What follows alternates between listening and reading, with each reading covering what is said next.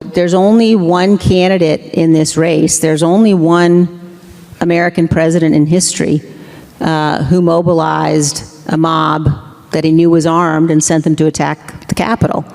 And, you know, again, the response to that has to be to defeat him at the ballot box in November. And I think that that it's really important to speak the truth about what he did.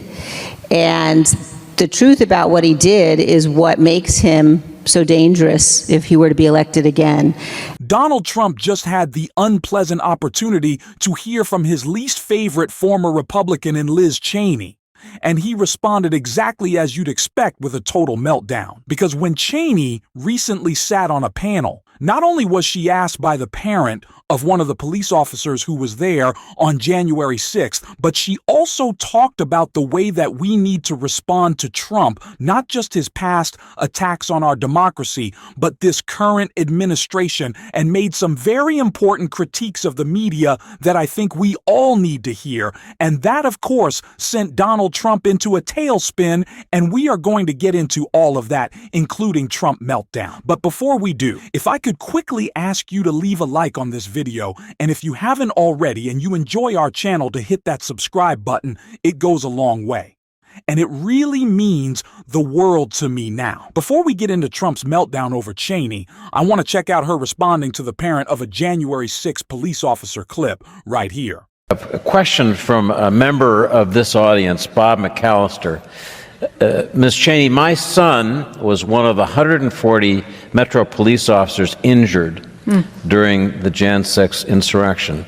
Thank you for your comments in the book concerning their valor. My question is, what is your viewpoint on former President Trump's pledge to pardon any insurrectionists if elected? Well, first of all, Mr. McAllister, thank you so much, and thank you so much to your son.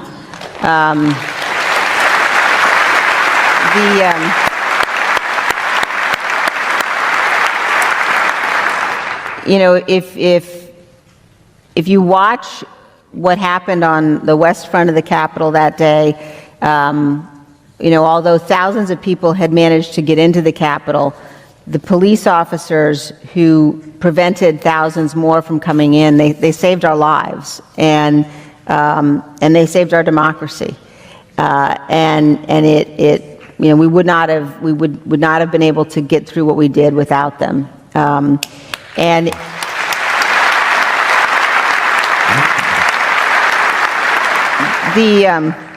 on the night of the 6th, after we had come back into session, I walked into Statuary Hall and then into the Rotunda, and I wanted to see the damage that had been done. And when I walked into Statuary Hall, I was stunned, first into the Rotunda, because there were police officers in tactical gear, and SWAT team, members of law enforcement, and many of them, they were sitting on the ground, and they were leaning up against the statues that ring the Rotunda and Statuary Hall, and they'd fought all day. And one of them said to me, as I was thanking them for what they had done, one of them said to me, "I fought in Iraq, and I have never in my life encountered the kind of bloody sort of desire to tear us limb from limb that I faced in this mob today." And so the notion that, first of all, Donald Trump and Elise Stefanik and Mike Johnson claim to be members of the party that believes in law enforcement is complete bullshit. And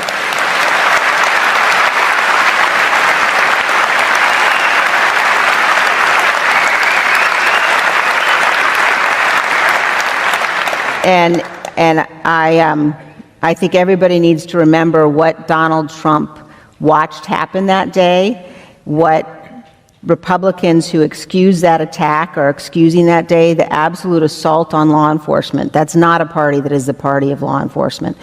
And for Donald Trump now to say things like it was a day of love, which he does, and to suggest that he's going to pardon the people that attacked our Capitol and assaulted law enforcement.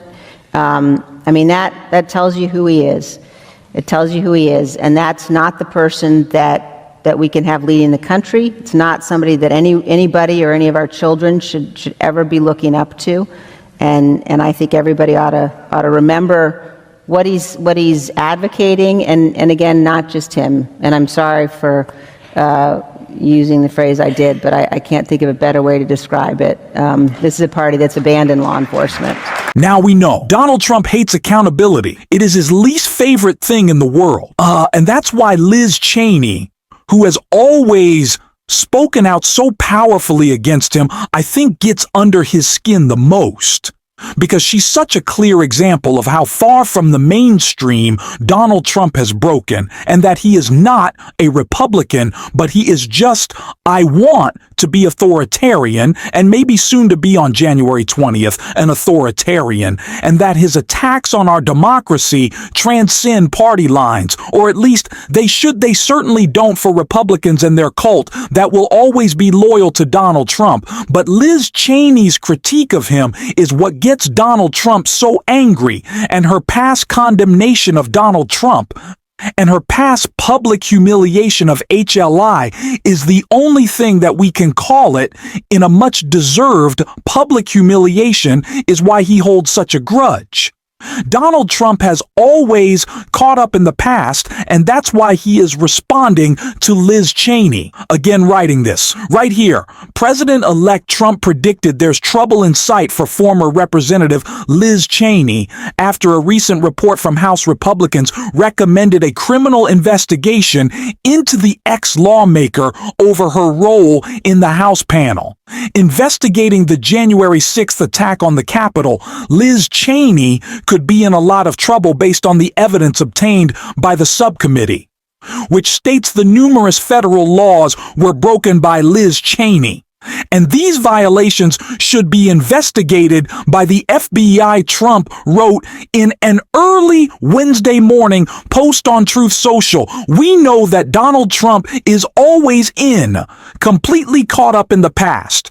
He is always focused on his grudges. He always wants revenge. He always wants retribution. And it's something that we need to focus on throughout the entirety of his administration, because Democrats certainly do need to rework our messaging to pick up and respond to everything that Trump does isn't effective unless we make a really connected message to why he is doing what he is.